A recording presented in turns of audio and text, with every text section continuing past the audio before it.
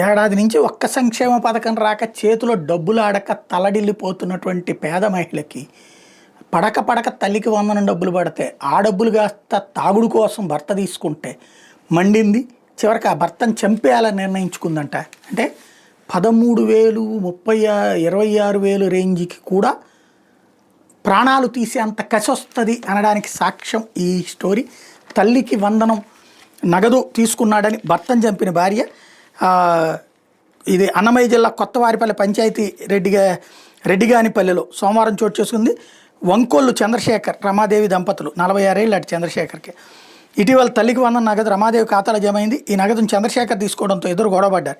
నెల 2 రాత్రి మద్యం దాగి ఇంటికి వచ్చిన చంద్రశేఖర్ భార్యను తాను తెచ్చుకుని మద్యాన్ని గ్లాసులో పోసి ఇవ్వాల్సిందిగా కోరాడు. అవకాశం కోసం ఎదురు చూస్తున్న రమాదేవి మద్యం గ్లాసులో విషం కల్పించింది.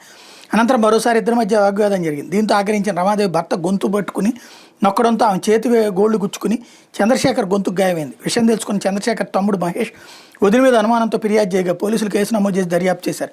ఈ క్రమంలో రమాదేవి తన భర్తను హత్య చేసినట్టు తేలింది.